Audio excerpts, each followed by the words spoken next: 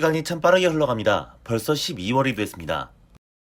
저는 이번 주에도 어김없이 돌아왔습니다. 세리아 2019-20 시즌 14라운드 리뷰 영상입니다. 14라운드는 브레시아와 아탈란타의 경기로 막을 열었는데요. 아탈란타가 화끈하게 승리를 거뒀습니다. 하지만 석점차 승리에도 두반자파타의 공백이 여실히 느껴지는 아탈란타인데요. 빈자리를 채워줘야 할 무리엘이 생각만큼 해결해주지 못하고 있기 때문입니다. 이번 경기에서도 슈팅 단 3개만을 기록하고 58분에 비교적 이른 시간 교체 아웃이 되고 말았습니다.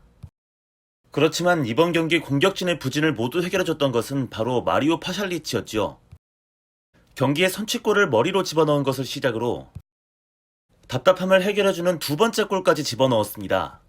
심지어 해트트릭을 기록할 뻔하기도 했었지요. 브레시아는 동점 찬스에서 발로텔리의 이 골대샷이 참 아쉬웠습니다. 어쨌거나 이번 경기를 통해 브레시아는 꼴찌까지 내려가게 됐고 아틀란타는 긴 부진을 벗어나 4경기 만에 다시 승리를 기록할 수 있었습니다. 다음 경기입니다. 토리노가 제노아 원정에서 1승을 거두고 왔습니다. 토리노 입장에서는 아주 귀중한 승리였습니다. 현재 이아고 팔케, 시모네 자자, 벨로티까지 공격진이 모조리 부상으로 빠져있는 상황이었거든요.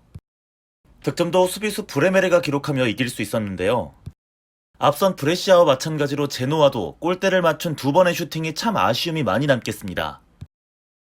다음 경기를 살펴보시죠. 갑작스럽게 끝모르게 추락하고 있습니다. 피오렌티나가 이번엔 승격팀 레체에게도 홈에서 무릎을 꿇었습니다.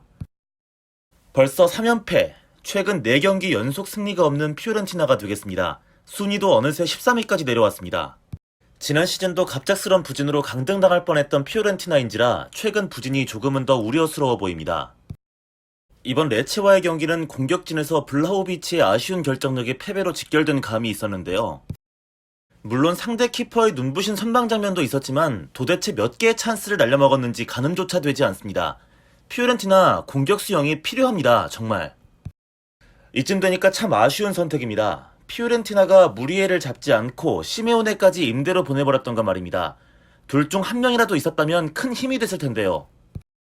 얼마 전 키에사 사태부터 감독까지 잡음이 많은 피오렌티나입니다. 현재 몬텔라 감독이 잘리고 후임 감독으로 가투소가 온다는 보도가 계속 나오고 있는 상황입니다. 네, 다음 경기는 유벤투스와 사수올로의 경기였습니다. 다소 충격적인 결과였는데요. 사수올로가 유벤투스와 2대2 무승부를 기록했습니다. 보누치가 중거리 슛을 넣으며 시작이 좋았던 유벤투스였는데요. 하지만 곧바로 제레미 보가가 동점을 만듭니다. 이후 유벤투스 팬들에게 환장할 상황이 발생을 하는데요. 데리흐트가 또 엄청난 삽질을 해버린 겁니다. 이번엔 클리어링 상황에서 엄청난 미스로 상대 선수에게 공을 안겨주고 말았습니다. 결국 이게 실점으로 그대로 연결이 되고 말았고요. 폐색이 짙어가던 유벤투스, 역시 유벤투스를 살린 건 벤치에서 시작한 디발라였습니다. 얘 팔았으면 어쩔 뻔했습니까 진짜. PK를 유도해내며 동점을 이끌어냈습니다. 반면 날강도는 디발라가 얻어준 PK를 받아먹은 것 말고는 굉장히 실망스러운 모습이었는데요. 형, 그렇게 하면 발롱도르 절대 못 타. 사수올로에서 눈여겨볼 점은 바로 골키퍼였습니다. 주전 골키퍼인 콘실리가 근육 부상으로 결장하면서 2001년생 투라티가 1군 데뷔전을 치렀는데요. 하필 데뷔전이 리그 최강 유벤투스전이었지만 전혀 쫄지 않는 모습으로 많은 선방들을 해냈습니다. 사수올로가 승점을 챙긴 1등 공신이라 할 수 있겠습니다. 이렇게 유벤투스는 발목을 잡힌 와중에 인테르는 스파를 상대로 2대1의 승리를 기록했습니다. 땡큐 사수올로. 이번 라운드로 인테르가 다시 리그 선두로 올라설 수 있었는데요. 센시와 바렐라의 부상으로 갈리아르디니와 베시노를 모두 집어넣은 미드필더진, 아사모아의 부상으로 라자로를 왼쪽으로 돌릴 수밖에 없던 윙백, 고딘의 휴식으로 담브로시오가 나온 수비진을 갖고도 승리를 거둔 것에 일단전 정말 흡족합니다. 이 경기는 최근 미친 활약을 보여주고 있는 라우타로 마르티네스의 멀티골로 승리를 챙겼는데요. 이번 시즌 19경기에서 13골 1도움, 최근 13경기로 잘라보면 13경기 중 11경기에서 공격 포인트를 기록하고 있습니다. 이카르디요? 그 씨발놈이 누군데요? Hey, who the fuck is he? 다만 로마전을 앞두고 있는 인테르는 이번 경기에서 갈리아르디니와 칸드레바의 부상이 추가되면서 더욱 골머리를 앓게 됐다는 안타까운 소식이 전해지고 있습니다. 다음 라치오와 우디네스의 경기, 라치오가 3대0으로 가볍게 우디네스를 제압했습니다. 사실 인테르 팬으로서 이런 걱정이 있었습니다. 최근 바르셀로나에서 라우타로 영입에 관심이 있다는 보도가 많았는데요. 이번에 멀티골을 넣는 거 보면서 득점왕 먹고 다른 팀에서 더 관심을 보이면 어떡하지? 이런 걱정 말입니다. 하지만 인테르 경기와 라치오 경기를 동시에 보면서 비로소 편안해질 수 있었습니다. 다름 아닌 임모빌레가 이번에도 멀티골을 기록하며 득점왕 구치기에 들어갔기 때문입니다. 그리고 더 멋진 것은 해트트릭 기회에서도 PK를 양보했다는 겁니다. 페이스가 너무 역대급이라 입이 다물어지지가 않습니다. 득점은 리그에서만 14경기 벌써 17골을 집어넣고 있는데요. 이게 얼마나 개쩌는 거냐면요. 17골은 지난 시즌 득점 5위에 해당하는 골수입니다. 그러니까 지난 시즌 득점 5위가 한 시즌 내내 넣었던 골을 임모빌레는 시즌 절반도 안 가서 넣었다는 겁니다. 또 임모빌레는 이번 경기로 역대 라치오 선수 득점 5위에 올라섰는데요. 무난히 라치오 역사상 최고의 공격수가 될 수 있을 것 같습니다. 117분당 한 골을 넣으면서 상위 랭크 선수 중 득점 페이스가 가장 훌륭합니다. 다른 얘기를 좀 해보려 해도 좀처럼 라치오는 임모빌레 얘기 말고는 할 얘기가 떠오르지 않습니다. 유로에서도 좋은 활약 보여주면 좋겠습니다. 다음으로는 파르마와 밀란의 경기를 살펴보지요. 밀란이 1대0으로 참 힘들게 이겼습니다. 11월 1일 스팔과의 경기에서 1대0으로 승리하고 정확하게 한 달 만에 승리를 거둔 밀란인데요. 밀란 팬분들께는 죄송한 말씀이지만 아주 운 좋게 이긴 경기였습니다. 결승골을 테오 에르난데스가 기록했는데 보나벤투라가 중거리 슛을 때립니다. 키퍼가 펀칭을 했죠. 보시면 공 주변에 파르마 수비수들밖에 없습니다. 그냥 걷어내면 땡인 상황입니다. 그런데 여기서 득점이 됐습니다. 운이 참 좋았지요. 제가 테오 에르난데스는 공격력은 좋지만 뒷공간을 너무 비워두는 경향이 있어 양날의 검과 같다는 말씀을 드렸던 적이 있었는데요. 그래도 테오는 깔 수 없을 것 같습니다. 왜냐하면 현재 밀란 팀 내 최다 득점자가 바로 테오입니다. 피용택과 똑같이 3골인데 피용택은 PK가 2개예요. 실제적인 최다 득점자가 수비수 테오입니다. 최근에 질라탄 밀란 컴백이 점점 가시화되어 가고 있는 느낌인데 아무래도 밀란의 공격력은 질라탄이 돌아오기 전까지는 쉽게 올라가지 못할 것 같은 느낌입니다. 하지만 최근 페이스로만 보면 밀란보다 더 심각해 보이는 한 클럽이 있습니다. 나폴리, 이번엔 볼로냐에게 2대1로 역전패를 당했습니다.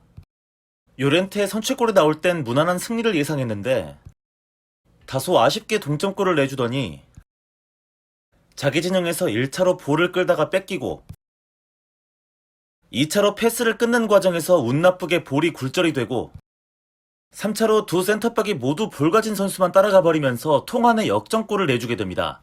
마지막에 요렌테가 동점골을 넣긴 했는데요. 참 운도 더럽게 없었습니다. VAR로 옵사이드가 선언됐어요. 근데 화면을 보시면 진짜 털끝만큼 걸렸습니다.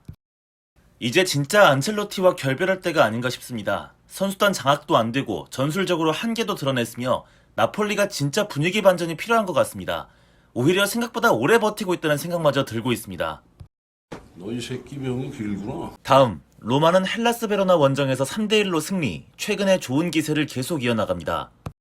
3일 전 치러졌던 유로파리그 바삭시에르전과 완전히 동일한 라인업을 들고 나와 체력적으로 힘들 수 있었는데요.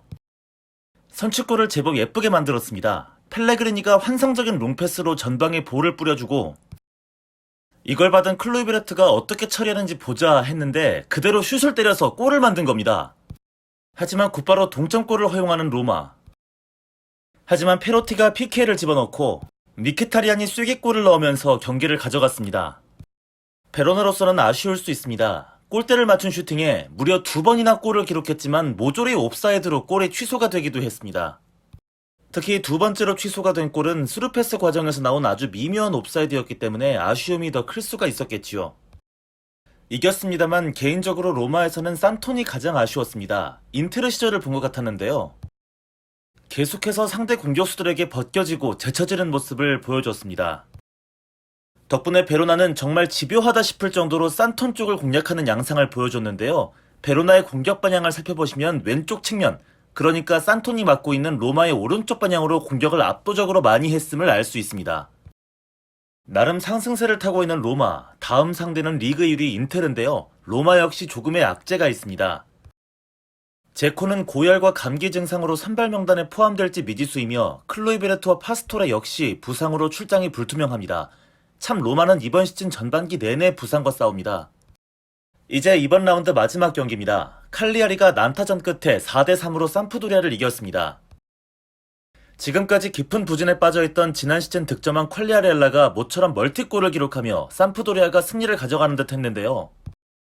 칼리아리의 뒷심이 매섭습니다. 69분 나인골란, 74분과 76분 주앙 페드로, 그리고 후반 추가 시간 알베르토 체리까지 골을 몰아넣으면서 역전했습니다. 계속 리그 4위 자리를 고수하고 있는 칼리아리의 돌풍이 어디까지 이어지는지 지켜보는 것도 하나의 꿀잼 포인트가 될 것 같은 이번 시즌입니다. 끝으로 나름 언어 유희랍시고 무려 일간지 신문에서 이딴 제목을 적는 쓰레기 같은 나라의 축구를 보는 게 참 부끄럽습니다만 그래도 어쩌겠습니까? 축구를 좋아하는데. 개돼지 같겠지만 이번 주말 15라운드 리뷰 영상으로 다음 주에 다시 인사드리겠습니다. 좋은 주말 보내시기 바랍니다.